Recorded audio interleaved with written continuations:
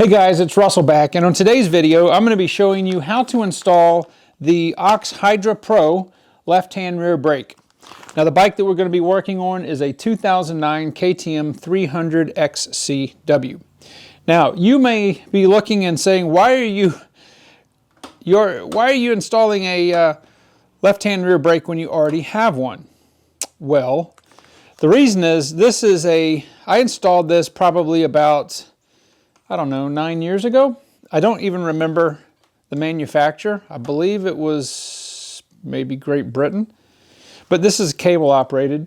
And while I love a left-hand rear brake and why I'm installing this, the fact that this is cable operated, it doesn't give me the same amount of force that my right foot would give me on the brake pedal itself. Now I still have the brake pedal. I'm going to show you how this connects, but this was not even out. I don't believe these were out at the time I put this on. This was the best cable operated one you could get at the time. And I'm sorry, I can't remember what brand this is, but works great.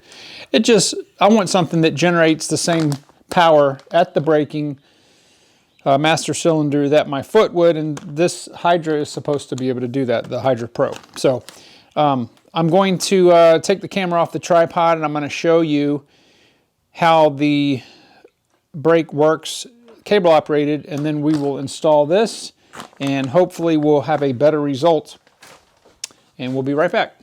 All right, so just to give you a view of how I got the lever set up, this is my clutch lever.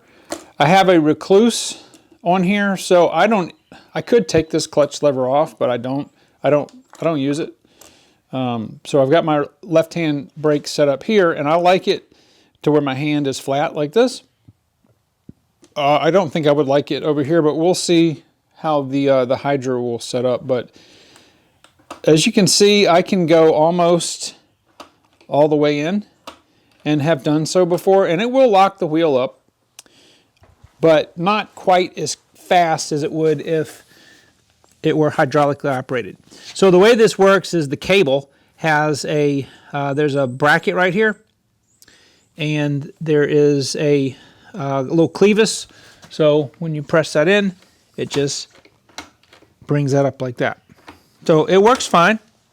Like I said, it's acceptable and it's fun.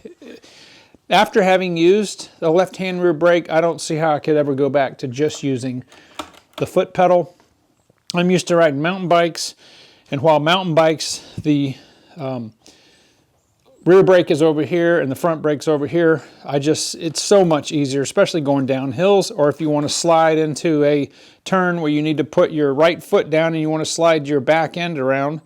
Well, you couldn't normally do that because your right foot would have to be on that pedal or the lever. So I'm going to go ahead and we're going to undo this. The way that I have this routed is I've got the cable routed down past the number plate, and then it comes along here and goes straight down like that. So we're going to do a similar routing, I hope. I'm not sure how much slack I'll have with this. We could route it down in this way and over, but we'll just have to see. Now, I think this fits, I'm not mistaken, I think this fits like 07 to 12 maybe, but you'll have to check. You can just go to Oxbrake, just Google that. It's oxbrake.com. And if you've got the same bike I've got and you want the Pro, that's the part number. They also have a QR code on the back to give you instructions. It's very easy to do. So let me get everything reset up and we'll start the disassembly of this and the assembly of the Oxbrake. All right, so I have a 5mm Allen head. I'm going to loosen the handlebar clamps. I will say that the hardware on this particular left-hand rear brake is very, very high quality. Got a couple of zip ties here. There's a small E-clip that's right here.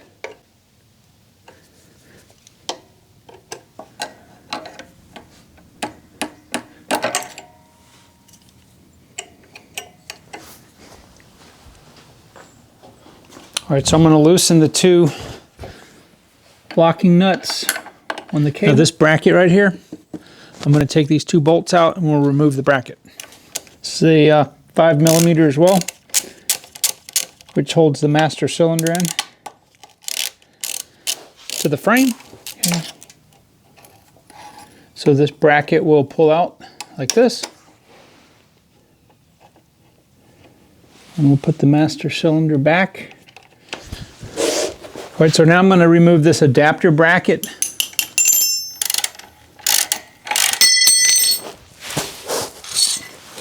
And that's the adapter bracket.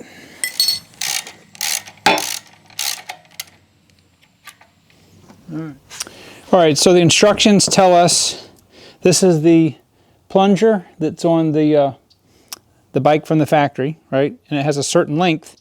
So we have to get these two basically the same height. So I took the bolt from the bike and I'm going to stick it in here like this. And then I'm going to put this one in here. And I'm going to get it lined up like this so that the bottom is equal. And then this just raises and lowers. I'm just eyeballing it so that it's about the same or exactly the same height. They send you this super thin wrench in the kit. So let's see if I can do this again. I'm trying to keep it in frame. So I'm just taking this, I'm putting a little pressure on this so that it brings the piston up like that. I'm going to put the thin end here. And then I'm going to take this and I'm just basically jamming them together. Okay. All right, so I had to play with the layout a little bit. When I had the cable operated left-hand rear brake, the clutch perch was over here. I had slid it over here and I put the other cable operated one here. I actually prefer this because I don't, as I said before, there's rarely a time where I would use the clutch. And my hand is naturally here instead of being up like this on the other one. So this works a little bit better. It is a very tight fit because I have the flex bars, so there's not a lot of real estate here. But I ran it through just like I did the other one up under the number plate. I fed it through the radiator mount here and have it going all the way down. It's on the inside of the frame. And let's go over here. And of course, I'll show you where I'm going to zip tie everything to make sure that there's no contact with anything. And then have this fed down here, and then it's just sitting right here.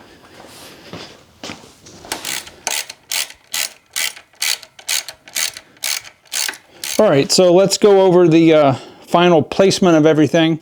So I've got the actual lever right here. And then I got my clutch lever down here. If I need to pull it, I can get to it. I put a zip tie there. I've got one down there, one here. I went to the frame here and here. Down here, I did a zip tie on the mount of the frame. And I didn't do these too tight. I still wanted it to flex if it need be. I did one zip tie right against the brake line. And then what I did right here was I took a piece of 5/16 clear line and split it just so that I have, because this is touching this, and if you see, if you happen to use the brake pedal, you know, it moves a little bit. That's what it's supposed to do. I just don't want it to rub into the line itself. But I have my 3 to 5 millimeters of free play. And I want to show you guys this. Well, let me put this back on the tripod. I need both hands to do this.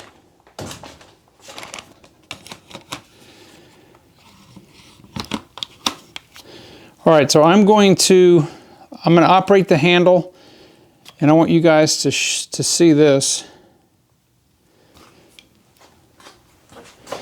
So with the cable operated, because it was pulling up on the back of the lever, you saw the lever move. You're not going to see the lever move because it's actually at the piston itself. So I have this just with 2 fingers, and I cannot move this whatsoever. There's no way. Before, if I had the brake lever all the way in, I could still move this a little bit like this. That just goes to show you how powerful it is that you have a hydraulic force at the actual master cylinder instead of trying to actuate the lever. So that feels about perfect. All right, guys, well, the only thing left for me to do is to test ride it on the trail, and I have no doubt that it's going to be superior to having the cable operated brake. So if you guys have any questions, just throw them down in the comments and I'll get to them as fast as I can.